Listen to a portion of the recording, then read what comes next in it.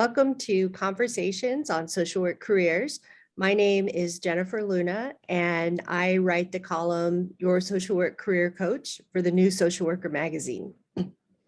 Today, I'm really excited to have my guest, David Perez, with us today. And David is a macro library bilingual social worker. So welcome, David, and thank you for having this conversation with us today. Thank you, Jennifer, and I appreciate that introduction. I am also very excited to be here with you. I love what you are doing with the spotlight videos, and I love the entire mission of the book Days in the Lives of Social Workers and the New Social Worker magazine, because it is a very clear connection to the library social work field, and in particular to students of social work who are trying to understand how to move forward with this valuable education that they're receiving. As you stated, I am a bilingual. I'm a macro social worker by concentration. I graduated from Monmouth University here in New Jersey. I am a resident of New Jersey. I work for the Long Branch Public Library. I'm also bilingual, which is a huge plus. I bet. In our community. That's awesome. In most communities throughout the United States, being bilingual Spanish-English is a huge plus, and I'm thankful for that. I'm able to engage with the diversity of our community in many different ways.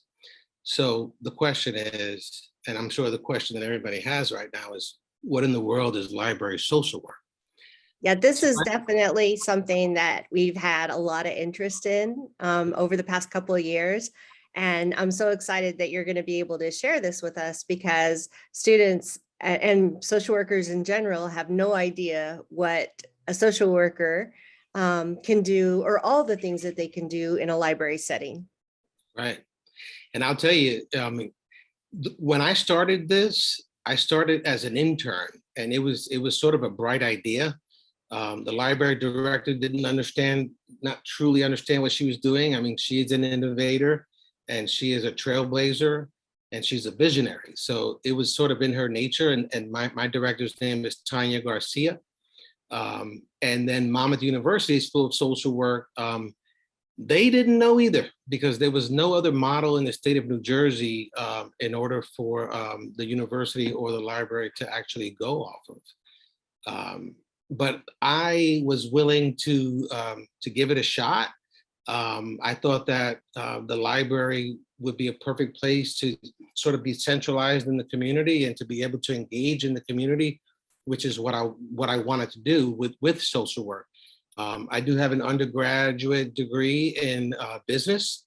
And so with the undergrad in business and then the graduate degree in social work, it just complements each other in regards to macro social work, which is systemic engagement, and as opposed to micro, which is direct practice, one-on-one, and that sort of thing.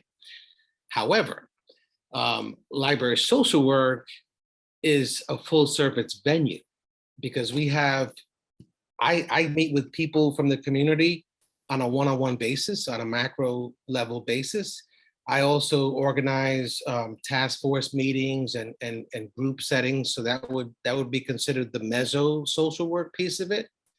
And then the macro social work is sort of what I'm doing right now, is engaging with you over at the University of Texas. And I've done this with the California State Library. I've done this with the Connecticut State Library. I have engaged with Baltimore Public Library. I mean, I actually was a member of what is called the Public Library Association, which is the professional association when it comes to public libraries throughout the United States. It is a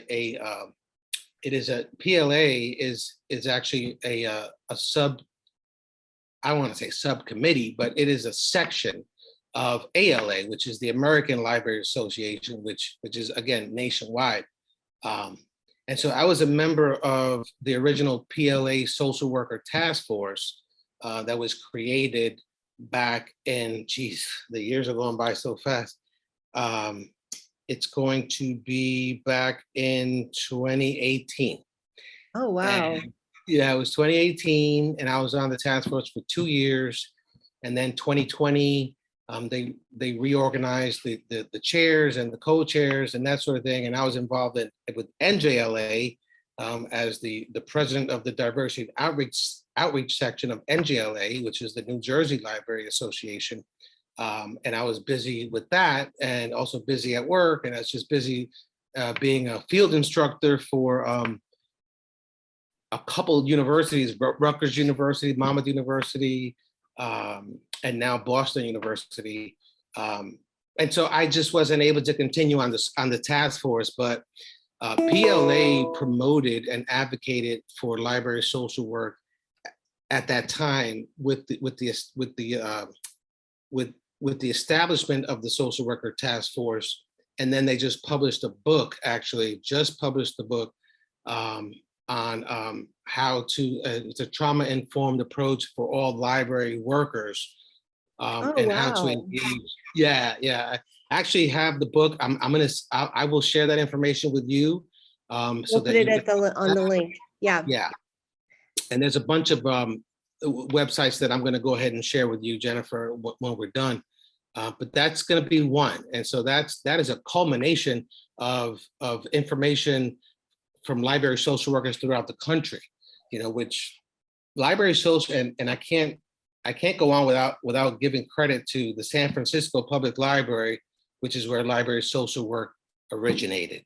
Okay. And that is Leah Esquera.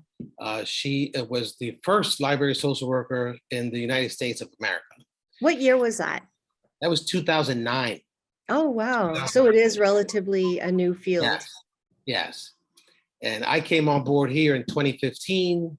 And since then, library social work has grown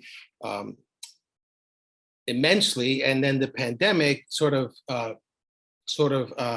accelerated that because of the community need. But I love what I do because I'm able to engage directly with the community. I'm able to collaborate with surrounding social service agencies to bring programming into the library, which the library space in general is a very free space. It's a trusted space. Yeah. I've always said that the library is probably the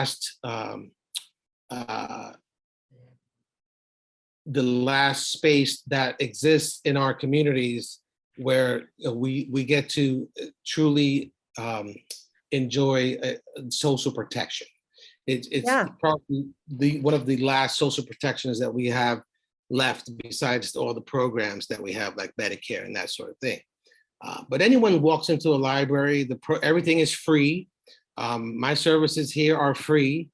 I've been able to create a pretty comprehensive network of providers that I go to when I have situations with clients, and I can refer clients to, just whether it be substance abuse, food insecurities, immigration services, mental health, all sorts, the whole entire spectrum of mental health issues and mental health related topics, veteran services. I'm actually a veteran myself. I served 10 years in the Army. I actually was out there in Texas, in El Paso for 2 years.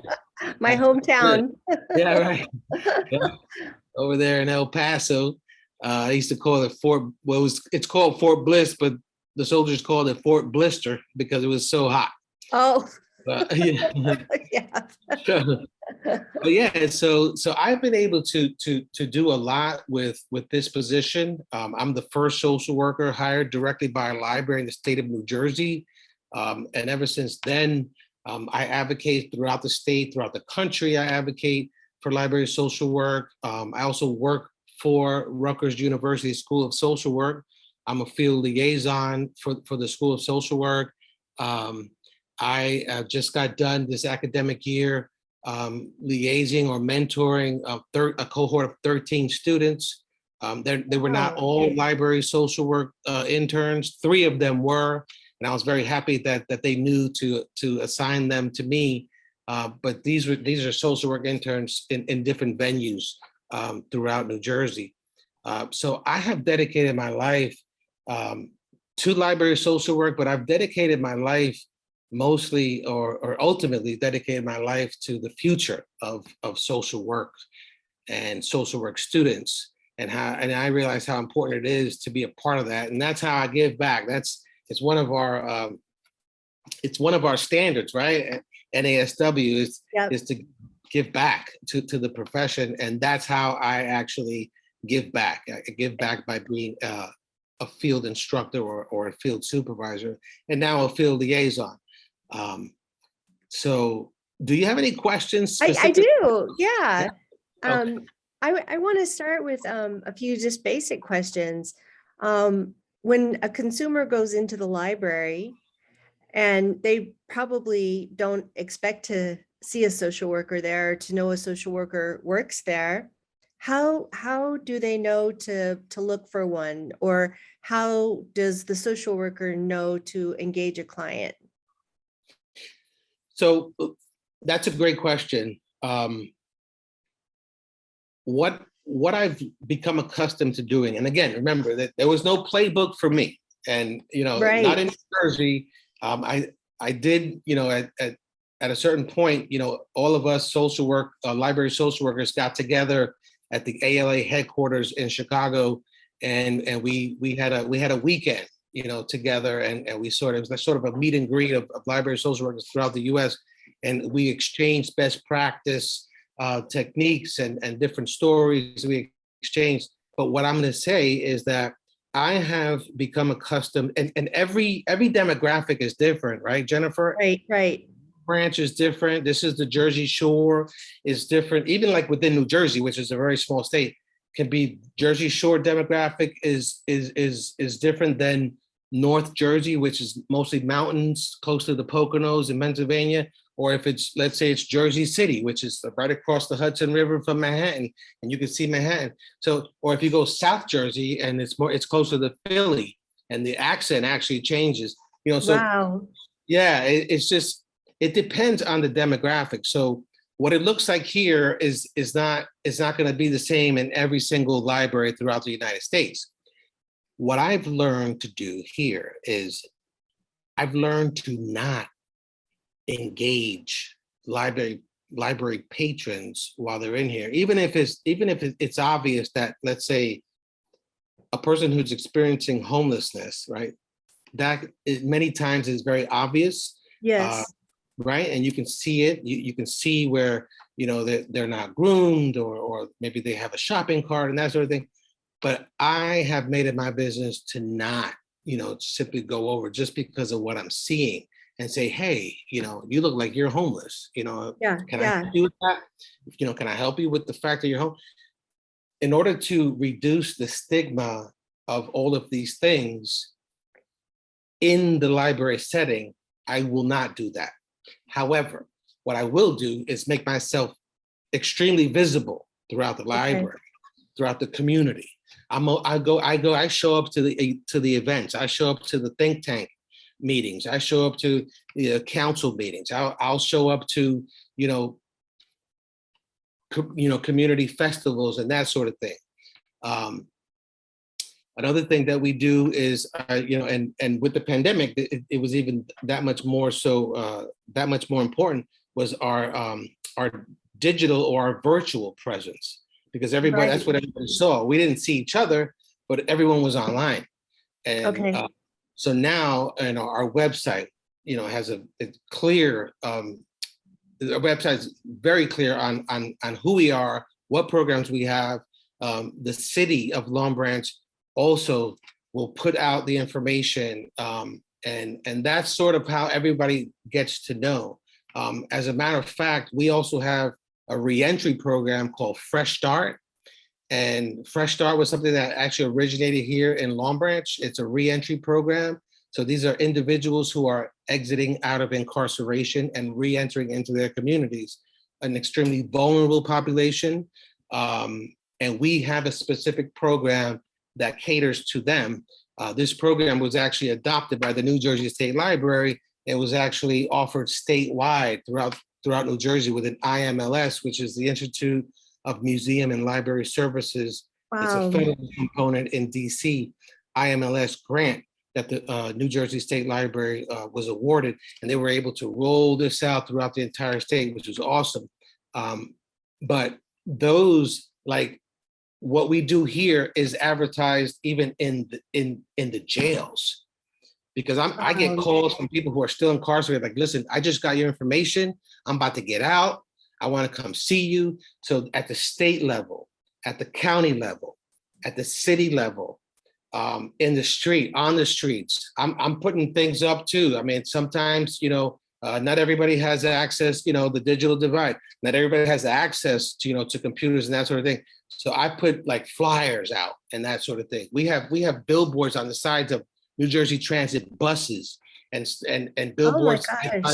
The New Jersey Transit train stations that talks about what we do. So a lot of that stuff is coming out of the publicity, and we've had a lot of publicity. We've had the New York Post came down to interview us. We've had News 12 New Jersey. We've had NJTV. We've had the Monmouth University magazine wrote a nice 5-page article on a different program called Fade to Books, which is a barbershop literacy program that was actually like my baby when I was in my internship, and that also went statewide. So I think the success or the outcomes of what we've been able to do here organically have been talked, and they're being talked about not only throughout the state, but throughout the tri-state area for sure, because the Connecticut State Library reached out to me to be a keynote speaker at their Urban Library Symposium back in 2020. The Office of the Deputy Commissioner of Human Services for the state of New Jersey actually reached out in 2020 also in order to recognize what we were doing here in recognition for Social Work Month in March of 2020, which is when the pandemic hit and everything kind of went crazy. There was supposed to be video publicity on that too, and airtime, and a lot of stuff was supposed to happen with that, but it didn't because of the pandemic. But I think people are aware, and they're just coming. They're coming. It tells me that, someone working in this field has so much potential for impact, and it's kind of like you have a lot of autonomy to make it your own. That was the key word, autonomy. And I love it. I love that. Especially because I was in the Army for 10 years. So no autonomy there. Right. So now this is like freedom.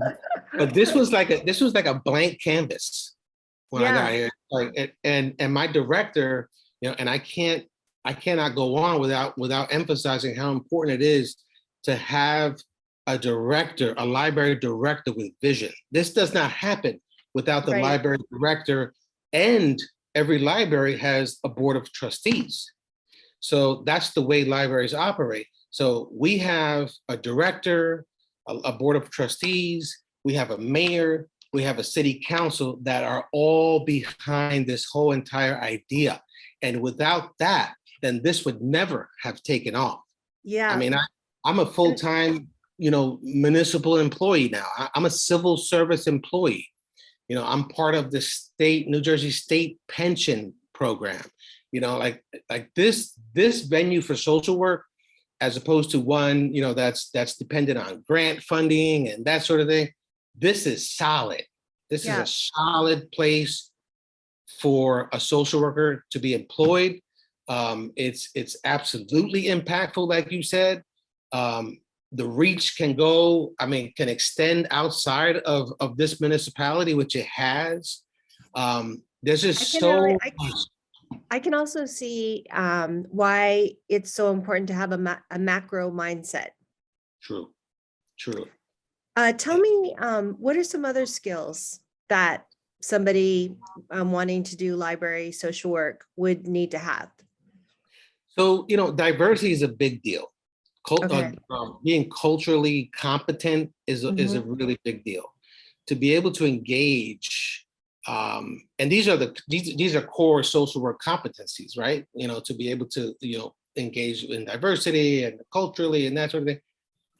But to be able to think outside of the box, as opposed to how things have always been, and the entire world has changed, and it's changing even as you and I speak right now. Jennifer, is changing. Right. And we now have to worry about things that we've never had to worry about before. And so the social worker is extremely engaged, whether you're a Yeah. school social worker, hospital social worker, academia, wherever you are, you're extremely engaged because it just continues to evolve. So I think being able to think outside of the box, being able to engage systemically, not being shy to even lobby your local government, lobby your state government, public speaking, to be able to public speak when you're invited to conferences and that sort of thing. So I think that those things are extremely important. Tell me about how one would seek a job in library social work. Like I've never seen one advertised before. And Right. so how does that happen? How can one make that happen? That's a great question. I look forward to the day that the job posting simply says library social work. What I'm saying? I think that Yeah. we're slowly getting there. I think that we will get there. I am actually, in the process of trying to make our Civil Service Commission, whatever it takes for our New Jersey Civil Service Commission to actually create that line, statewide. So you'll see the verbiage might be camouflaged a little bit. You might see, like community engagement librarian. Oh, that's interesting. Now that's, that what I just said is actually a librarian. So I have to fine tune what I just said. That's actually a librarian, and you need to go to library school for that. But what you'll see, I mean, it'll look like that, but it'll be like a community engagement outreach coordinator, Okay. right? Something like that. Some might just say, social services or social worker. I have seen that, but they're very creative with the wording of the title. Like I also have a different title besides library social worker. I have the title of manager of social work and diversity services. Oh, wow. I have that too. So I think that, it's up to the library or the library system. Some systems are like county systems, and then it gets really government-like, Yeah. and Yeah. so everything is like very careful with the titles and that sort of thing. But I think that, it's like outreach and that sort of thing, like civic engagement, civil engagement, that sort of thing. Okay. Yeah. One of the things that I've really been impressed while getting to know you is that your job is a lot like my job in that there's not much room to grow, right? Like, Right. I mean, you have to make your path. And so by being involved in professional organizations, by seeking out the speaking opportunities, by going out into the community, going to the meetings, you're forging your own path. And I think a lot of social workers really want to do that nowadays, that they want to be more involved than just their corner office. And so this sounds like a great career path for someone who wants to do that, who really wants to be out in the community. And you know what, Jennifer, you actually hit that right on the head, because in a lot of ways, I feel like I'm a consultant, but Yeah. I'm not. I'm not a quote unquote consultant, but I feel like I do stuff that a consultant would do because, but I'm not looking to get paid, to do that. Like my kids or my family, they'll say, "Hey, daddy, oh, that sounds great. Dad, are you getting paid for that?" No, I'm not. Right. And then I'm like, well, why would you do that? Well, why wouldn't I do that? I mean, we do not approach this, and I have a business undergrad, but I don't approach this, and you and we're not approaching these opportunities with a business mind, Yeah. or capitalist mind. This is more, and dare I use the word socialist, right? But it's more of it's more, it is more of an inclusive, like a DEI, like a diversity, equity, inclusion, right? That's the new buzz title or buzzword or buzzwords Yeah. that are being used now. But it is absolutely inclusive. In the library without social work was already doing that. And that's the whole entire thing about the synergy of a library and social work together. Um, Libraries are neutral. Libraries remain neutral. Right. Library staff are not allowed to engage in political talk in the library. Even if a patron engages you like, hey, what do you think about what happened? Like, we're not Yeah. allowed, because that sends the wrong message to whoever's listening or overhearing what we're talking about. Right. And it's going to say, well, then our library is like this, or our library is, is taking this left or right. This is bipartisan. This is totally neutral. This is totally inclusive of everyone. You The serve live, everyone. right? Yeah. Yeah. Put a social work lens in there. Now you have this mega position. You have this mega, ability to impact all of the population. And that's what I love. One of the things I love the most. I wanted to mention to our audience that the way that I found you was through Linda Grobman and her book, Days in the Lives of Social Workers. I hope you could see that okay. And this is a really great chapter that you wrote, because it really does talk about a 24-hour day as a library social worker. There was a few questions at the end of this chapter, and I wanted to just ask these to you, because I think they're such great questions that I would have never even thought of asking. But then after I read them, I thought, well, I really want to know the answer. So the first one is, how can a social worker, it kind of goes to what you were just speaking of, remain politically neutral in a free speech environment such as a public library? And that's challenging. That is so challenging to us social workers that can become super passionate about our causes. We have causes. We have social justice causes. We're Yes. out there with, we're marching. We're marching, Yeah. we're lobbying, right? We're doing a lot of very active and proactive engagement with government or that sort of thing, with institutions. So that was actually one of the first things I had to learn, because in social work school, now remember, I started here as an intern, so it was all happening simultaneously, like learning about what's happening here in the library. Only thing I knew about libraries was checking out books, right? Or checking out materials. So I quickly learned, because my director is such a great mentor, I learned about the benefits of being neutral in here. And at one point, I thought that, it was my responsibility as a social worker to be politically charged up and to be that freedom fighter and that person. But I learned, and I also had professors that were encouraging me to do so. But I had to first learn, and then I had to be able to explain to them how in the library setting, it is non-productive to be like that. I mean, we could certainly have our views. It doesn't mean that we deny ourselves, right? But we're not going to deny ourselves.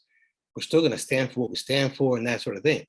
But in the library setting, we have to remain super neutral, because the library is a municipal building. There's a percentage of funding, library funding, that actually comes from or is extracted from real estate taxes, right? So now we're talking about funding, and then there's funding that comes from the state government, right, and all that. So there's a formula that exists. It's called third of the mill. And when I first heard that, I was like, what is, you know, there's a lot not a lot, but there's some significant stuff to understand about how libraries are funded. And then to be able to understand how to take that into consideration when we engage as library social workers, and to not, put our personal agendas or political agendas out in front of us, to remain super neutral so that we're welcoming of all. That's great. That also demonstrates some important skills that social workers would have to have in that role. Because Yes. I can imagine that someone that was, really interested in doing advocacy, this might not be the role for them. Right. Tell me about how does the social work profession fuse with the whole person librarianship? And you might first have to tell us what the whole person librarianship is. So whole person librarianship is actually it's actually a thing. So you should look it up. It's the whole person, no spaces, wholepersonlibrarianship.org. It's a website, it's a book. The author is Sarah Zetterville, and co-author is Sarah Johnson, who is very close here in New York City. She's a valued colleague, and I consider her a friend, Sarah Johnson. But they wrote a book, and it's available out there. I have it. I mean, I don't want to walk away from the camera, but I have it here too. And it talks about, sort of the fusion of librarianship, or the library world, and then social work world, and sort of how do those things fuse together. And this whole person librarianship is, thinking about the emphasis on whole person, as opposed to me being, a social work office in a library. I'm not a social work office in a library. Right. So I spent time, like when I was an intern, I agreed to accept a position of library assistant. And that's when I began to learn about what the library, how it operated, how we have family programs, children programs, arts and crafts. We have book clubs. We have, bridge, games, and, mahjong games, and just right. And different organizations will book the space in order to have like a condo association meeting, or just sort of like a true town hall type place. Yeah. And to understand, instead of me being, well, I'm a social worker, so I don't do those things, or I don't understand, the Dewey Decimal System. I'm just right. But I was going to ask about that next. It's just to be able to really become a part of the family, as opposed to just being here and I'm just this person over here on the side. I never wanted to be that. And I wasn't sure how to not be that in the beginning, because social work was not librarianship, so different, in a lot of ways, so similar, but also so different. It's almost like integrative behavioral health care, or integrated healthcare, where you have, social work, nurse, doctors, pharmacists, all working together for the same purpose. Right. Yeah. All right. My next question is, how can a library gain support from local governing bodies and trustees to justify having a full-time social worker on staff? So one of the primary missions of all libraries, and absolutely when it comes to library social work, is to engage with your local legislators, and show up. Like I said, show up. For an example, I just got a call right before this call. I got a call from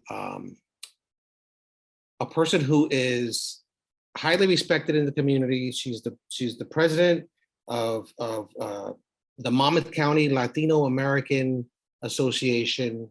She's also on the Board of Education She is renowned throughout the state of New Jersey. She called me and she wanted to invite me to take a tour of a program that that caters to the Medicare and Medicaid population in order to sort of help to put out that information to the Latino community, because I'm very connected with the Latino community. I'm Latino, and so that's what I'm talking about. Showing Yeah. up. We have a local state senator, a New Jersey state senator that lives in Long Branch, Senator Vingo Powell. He's a huge library champion. He loves this library. We have a U.S. congressman whose office is right down the road, Congressman Frank Pallone.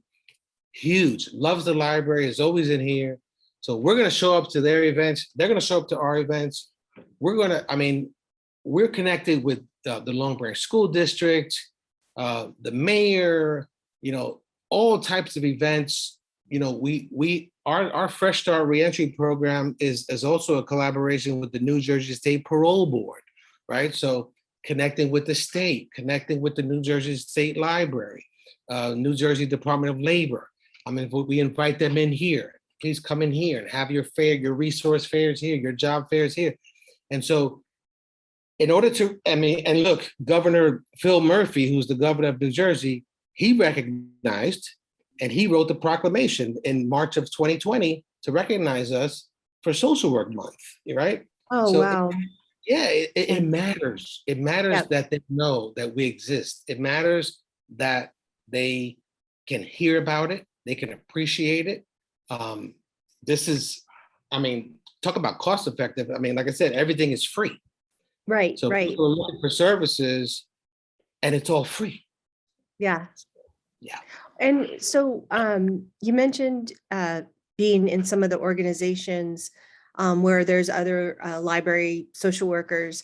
And has there ever, say somebody wanted to start advocating for this position in their community, is there any place that they could go or find data on it or anything like that y'all have been working on? I love this question.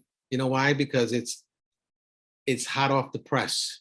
And you didn't even know it, but I didn't know it. It's actually cooking. It's on the stove right now. It's cooking. So it's a little bit premature, but I'm sure that it's going to happen because whatever we put our mind to, we'll make it happen. So my director, Tanya Garcia, and I recently had a meeting, and we decided that what we want to do is we would like to create a New Jersey New Jersey Library Social Work Task Force. What this is going to do is, it's not just your average task force. What this is going to do is this is going to sort of bring it all together as far as information, because I'm getting calls, like you said, I'm getting calls from library directors throughout the state. Yeah. I'm getting calls from social work interns. I'm getting calls from social workers who are being hired by libraries, who are not being called library social workers, but they're trying to understand what is their role. Like they don't even know what to do. So we want to create this task force so that we can sort of, bring it all together, collaborate more effectively, communicate more effectively, and then make the information more available or accessible to anyone throughout the state, that they can just click on a website that we will create, and it will have this information in there for whoever wants it. Wow. That is going to be such much needed information. And I think that is a great way to close the interview, because I know that we're going to have a lot of resources on our end slide. But I wanted to see if you had any final words of advice for someone seeking this type of career. And you certainly have been so generous with your information to me and with the book. And what would be some key takeaways or last pieces of advice you might have? I would say, you know, as a social work student or a social worker who is looking, you know, for maybe a different venue, I would say to be number one, be true to yourself.